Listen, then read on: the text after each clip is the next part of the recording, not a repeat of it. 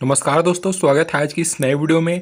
आज हम food inspector खाद्य नागरिक आपूर्ति निरीक्षक की जो वैकेंसी निकली है उससे संबंधित आवश्यक वस्तु अधिनियम 1955 के इम्पोर्टेंट क्वेश्चनों का समूह लेके आए हैं। यदि अभी तक आपने इस यूट्यूब चैनल को सब्सक्राइब नहीं किया है तो अभी कर दीजिए सब्सक्राइब, क्योंकि हम सारे जॉब्स का नोटिफिकेशन और उससे रिलेटेड सारे हेल्पफुल वीडियो लेके आते रहते हैं। तो चलिए वीडियो स्टार्ट करते हैं। क्वेश्चन है, आवश्यक वस्तु अधिनियम 1955 के अंतर्गत कुल कितने धाराएं हैं? 15, 16, 17 या फिर 18? तो इसका सही आंसर है बी, आवश्यक वस्तु अधिनियम 1955 के अंतर्गत कुल 16 धाराएं हैं। क्वेश्चन है, आवश्यक वस्तु अधिनियम 1955 में परिभाषित नहीं है। ए कलेक्टर, बी चीनी, सी आदेश, डी गुड़। तो इसका सही आंसर है डी गुड़। क्वेश्चन है, आवश्यक वस्तु अधिनियम के अंतर्गत आवश्यक वस्तु है पानी, मोबाइल, स्टेशनरी या फिर कोई नहीं। देखिए, आपके पास में आवश्यक वस्तु अधिनियम 1955 का पीडीएफ नहीं है तो आप वीडियो के डिस्क्रिप्शन बॉक्स में दिए गए लिंक से डाउनलोड कर सकते हैं। तो इसका सही आंसर है डी कोई नहीं। क्वेश्चन है, आवश्यक वस्तु अधिनियम प्रभावी है।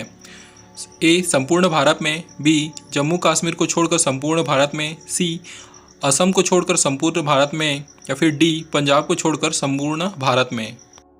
यहाँ पर इसका सही आंसर हो जाएगा ए संपूर्ण भारत में, क्योंकि आवश्यक वस्तु अधिनियम है वो पूरे भारत में लागू है, इसी वजह से। क्वेश्चन है, आवश्यक वस्तु अधिनियम के अंतर्गत अधिग्रहण किए जाने का आदेश की अपील करने की परिसीमा है। मतलब आवश्यक वस्तु अधिनियम के अंतर्गत यदि कोई वस्तु का अधिग्रहण कर लिया जाता है तो उसका अपील करने का टाइमिंग क्या होता है? 2 माह, 1 माह, 40 दिन या फिर 45 दिन? इसका सही आंसर है 1 माह। क्वेश्चन है, लोक सेवकों का अभियोजन आवश्यक वस्तु अधिनियम की किस धारा में प्रावधान है? धारा 14, धारा 15, धारा 10 या फिर धारा 15 का? इसका राइट आंसर होगा धारा 15 का। आवश्यक वस्तु है ए पेट्रोलियम उत्पाद, बी उर्वरक या फिर सी टीवी और डी ए और बी दोनों। तो पेट्रोलियम उत्पाद और उर्वरक दोनों आवश्यक वस्तु हैं, इसी वजह से आंसर हो जाएगा ए और बी दोनों। आवश्यक वस्तु का जो लिस्ट है वो आपको पीडीएफ के अंत में मिलेगा, जो अनुसूची में दर्शाया गया है।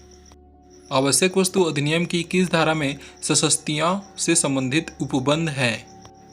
धारा 7, धारा 3 का, धारा 8 या फिर धारा 9? इसका सही आंसर हो जाएगा धारा 7।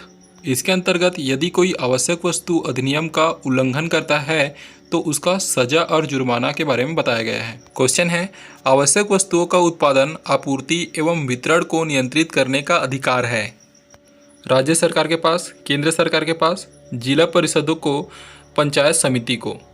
तो देखिए, आवश्यक वस्तु से संबंधित जितने भी अधिकार हैं, जो संशोधन का अधिकार है या फिर आवश्यक वस्तुओं को सूची में शामिल करने का जो अधिकार है, वो सारे अधिकार किसके पास होते हैं? केंद्र सरकार के पास में। तो इसका सही आंसर केंद्र सरकार हो जाएगा। आवश्यक वस्तु अधिनियम 1955 की धारा 3 के अंतर्गत जहाँ किसी आवश्यक वस्तु को जब्त किया जाता है उसकी एक रिपोर्ट भेजी जाएगी जिला आपूर्ति अधिकारी को, जिला कलेक्टर को, संभागीय आयुक्त को, राज्य को? राइट आंसर होगा संभागीय आयुक्त को।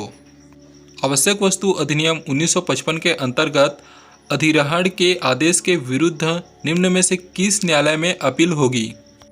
उच्च न्यायालय में, जिलाधीश के यहाँ, राज्य सरकार द्वारा नियुक्त न्यायिक प्राधिकारी के यहाँ या फिर डी इनमें से कोई नहीं? राइट आंसर है राज्य सरकार द्वारा नियुक्त न्यायिक प्राधिकारी के यहाँ। चीनी से अभिप्रेत है खंडास चीनी, बूरा चीनी, गन्ने की फसल या फिर वैक्यूम पैक चीनी? इसमें गन्ने की फसल है वो चीनी की लिस्ट में नहीं आता, इसी वजह से इसका सही आंसर 1, 2 और 4 हो जाएगा, यानी कि सी। आवश्यक वस्तुओं की घोषणा किस धारा में की गई है? धारा 2, धारा 2 का या फिर धारा 3 या फिर धारा 4? इसका राइट आंसर है धारा 2 का। क्वेश्चन है, आवश्यक वस्तु अधिनियम के अपराध से संबंधित वाहन के अधिहरण करने से पूर्व कलेक्टर के लिए यह आवश्यक है कि वह ए केवल आधारों की लिखित सूचना प्रेषित करें। बी, केवल अभ्यवेदन प्रस्तुत करने का समय दे। सी, केवल सुनवाई का युक्ति अवसर दे। या फिर डी, सभी विकल्प सही हैं। राइट आंसर डी, सभी विकल्प सही हैं। अधिहरण की कार्यवाही लंबित रहने के दौरान आपराधिक न्यायालय को अभिगृहित संपत्ति छोड़ने की अधिकारिता है। यह कथन ए सत्य है, बी असत्य है, सी आंशिक सत्य है, या फिर डी कोई नहीं। तो ये कथन असत्य है। Right answer B. आवश्यक वस्तु अधिनियम 1955 के अंतर्गत सभी प्रकार के अपराधों का निवारण किया जा सकता है। ए, जिला मजिस्ट्रेट, बी, सत्र न्यायालय, सी, न्यायिक मजिस्ट्रेट द्वितीय श्रेणी, डी, न्यायिक मजिस्ट्रेट प्रथम श्रेणी। इसका राइट आंसर हो जाएगा न्यायिक मजिस्ट्रेट प्रथम श्रेणी। आवश्यक वस्तु अधिनियम में उल्लेखित आपराधिक मन स्थिति में सम्मिलित है। ए, केवल आशय, बी, केवल मंतव्य हेतु, सी, केवल जानकारी हेतु, या फिर डी, आशय, मंतव्य व किसी तथ्य की जानकारी हेतु। Right answer D. इस अधिनियम की धारा 2 के तहत खाद्यान्न फसलों में शामिल की जाती है। ए, चाय, बी, गन्ना, सी, कहवा, या फिर डी, कपास। राइट आंसर हो जाएगा बी, गन्ना। गन्ना को धारा 2 के अंतर्गत खाद्यान्न फसलों में शामिल किया गया है। इस अधिनियम की धारा 2 के तहत अधिसूचना आदेश से क्या अभिप्रेत है? केंद्रीय सरकार द्वारा जारी आदेश, राज्य सरकार द्वारा उल्लेखित आदेश, शासकीय राजपत्र में अधिसूचित आदेश, राष्ट्रपति द्वारा प्रेषित आदेश।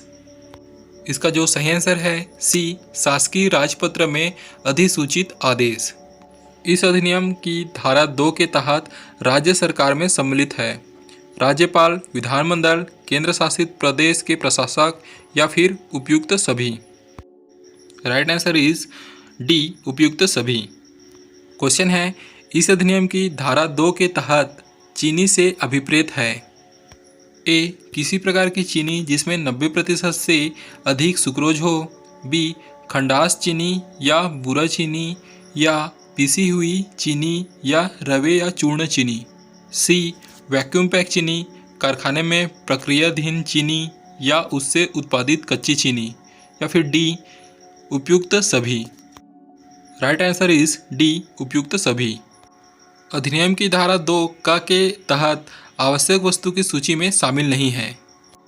ए, पूर्णतः प्लास्टिक से बने उपकरण। बी, कच्चा जूट और जूट टेक्सटाइल। सी, पशु चारे के बीज, या फिर डी, उर्वरक। राइट आंसर होगा ए, पूर्णतः प्लास्टिक से बने उपकरण।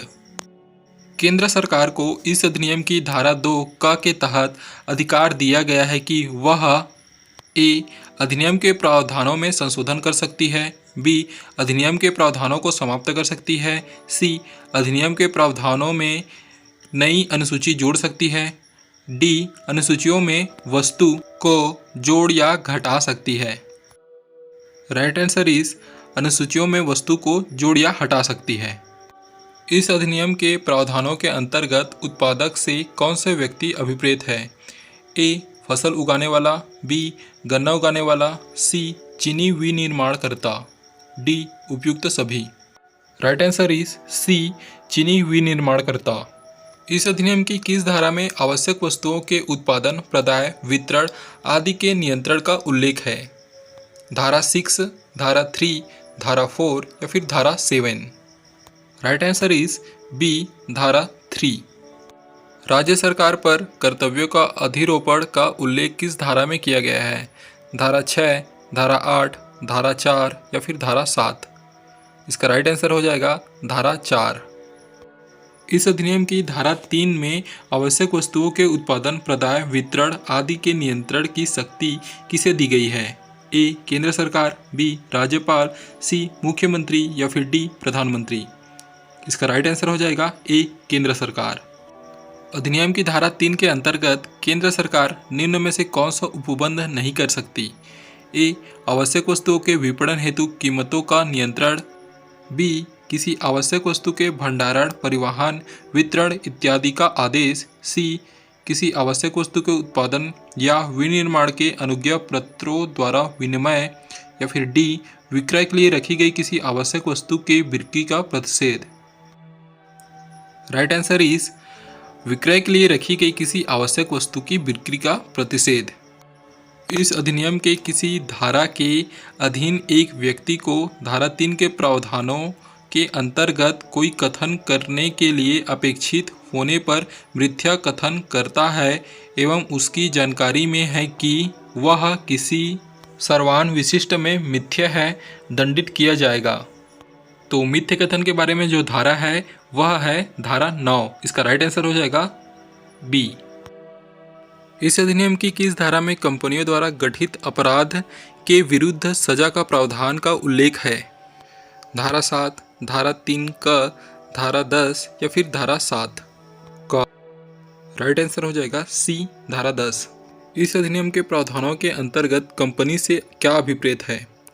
ए निगमित निकाय, बी संगठन, सी प्रमंडल या फिर डी इनमें से कोई नहीं। इसका राइट आंसर हो जाएगा ए निगमित निकाय। धारा 10 के उपबंधों के अनुसार निदेशक का क्या अर्थ है? ए फर्म का संस्थापक, बी फर्म का भागीदार, सी फर्म का कर्मचारी या फिर डी फर्म का प्रबंधक। इसका राइट आंसर हो जाएगा ए फर्म का संस्थापक। सक्षम न्यायालय किसी सिद्ध दोष कंपनी के नाम, कारोबार के स्थल आदि प्रकाशित कर सकती है। ए सुनवाई के पश्चात, बी सक्षम न्यायालय को यह अधिकार नहीं है, सी अपील की अवधि समाप्ति के पश्चात, डी इनमें से कोई नहीं। राइट आंसर है अपील की अवधि समाप्ति के पश्चात। न्यायालय को इस अधिनियम के किस धारा के तहत सिद्ध दोष कंपनियों के नाम, कारोबार आदि प्रकाशित करने की शक्ति है? धारा 10 ख, धारा 3, धारा 7 क या फिर धारा 9? सही आंसर है धारा 10 ख। आपराधिक मना स्थिति के अवधारणा को उल्लेख किस धारा में किया गया है? धारा 10 ग, धारा 9 ग, धारा 11 या फिर धारा 9 ख? राइट आंसर इज धारा 10 ग। न्यायालय अपराधों का संज्ञान करता है। ए लोक सेवकों द्वारा लिखित रिपोर्ट पर, बी समाचारों में दृष्टिगत करने के बाद या फिर सी शिकायत पत्र प्राप्त होने पर, डी इनमें से कोई नहीं। राइट आंसर है लोक सेवकों द्वारा लिखित रिपोर्ट पर। मान्यता प्राप्त उपभोक्ता संगम से क्या आशय है? ए कंपनी अधिनियम 1956 में पंजीकृत गठित सहकारी समिति, सी मर्यादित सहकारी संघ, डी लोगों का समागम। राइट आंसर होगा कंपनी अधिनियम 1956 में पंजीकृत। दंड प्रक्रिया संहिता 1975 की धारा 29 में किस बात के होते हुए भी धारा 3 के अधीन किए गए आदेश के उल्लंघन के लिए सिद्ध दोष व्यक्ति का जुर्माना हो सकेगा? 8,000 रुपये, 5,000 रुपये, 4,000 रुपये या फिर 9,000 रुपये? राइट आंसर है 5,000 रुपये। जुर्माने की राशि एवं उसके प्रावधानों का उल्लेख इस अधिनियम की किस धारा में किया गया है? धारा 14, धारा ब, धारा 15 या फिर धारा 16? ये डी है वो धारा 16 है। इसका राइट आंसर होगा धारा 12। अधिनियम की धारा 13 के अधीन किसी लोक प्राधिकारी द्वारा हस्ताक्षरित आदेश माना जाएगा? ए भारतीय साक्ष्य अधिनियम 1872 के तहत साक्ष्य, बी दंड प्रक्रिया संहिता 197 के तहत साक्ष्य, सी भारतीय दंड संहिता 1860 के तहत साक्ष्य या फिर डी सिविल प्रक्रिया संहिता 1908 के तहत साक्ष्य? राइट आंसर होगा ए भारतीय साक्ष्य अधिनियम 1872 के तहत साक्ष्य। यदि कोई व्यक्ति विधि पूर्व प्राधिकार के बिना या किसी अनुज्ञा पत्र, अनुज्ञापति या फिर दस्तावेज के बिना कोई कार्य करता है तो उसके पास वैध दस्तावेज है, इसकी पुष्टि कौन करेगा? राज्य सरकार, सक्षम न्यायालय, वह स्वयं, गणित की कोई संख्या? राइट आंसर है वह स्वयं। कतिपय मामलों में सबूत का भार का उल्लेख किस धारा में किया गया है? धारा 15, धारा 17, धारा 14 या फिर धारा 9? राइट आंसर है धारा 14। आवश्यक वस्तु अधिनियम में उल्लेखित आपराधिक मना स्थिति में शामिल है केवल आशय, केवल मंतव्य हेतु, आशय मंतव्य किसी तथ्य की जानकारी हेतु या फिर केवल जानकारी हेतु? इसका राइट आंसर हो जाएगा आशय, मंतव्य व किसी तथ्य की जानकारी हेतु। अब आपको इसमें से एक और चीज़ याद रखनी है। 1955 का अधिनियम संख्यांक 10 ये अभी तक पेपर में नहीं पूछा गया है, तो इसका पूछने की संभावना बढ़ जाती है। आवश्यक वस्तु अधिनियम 1955 का जो PDF है वो आपको डिस्क्रिप्शन बॉक्स में मिल जाएगा, जहां से आप इसे डाउनलोड करके अच्छे से पढ़ सकते हैं। आप हमारे टेलीग्राम ग्रुप भी ज्वाइन कर सकते हैं, इसका लिंक डिस्क्रिप्शन बॉक्स में दिया है। अगला वीडियो उपभोक्ता संरक्षण अधिनियम 2019 का MCQ वीडियो लेके आएंगे। वीडियो देखने के लिए धन्यवाद।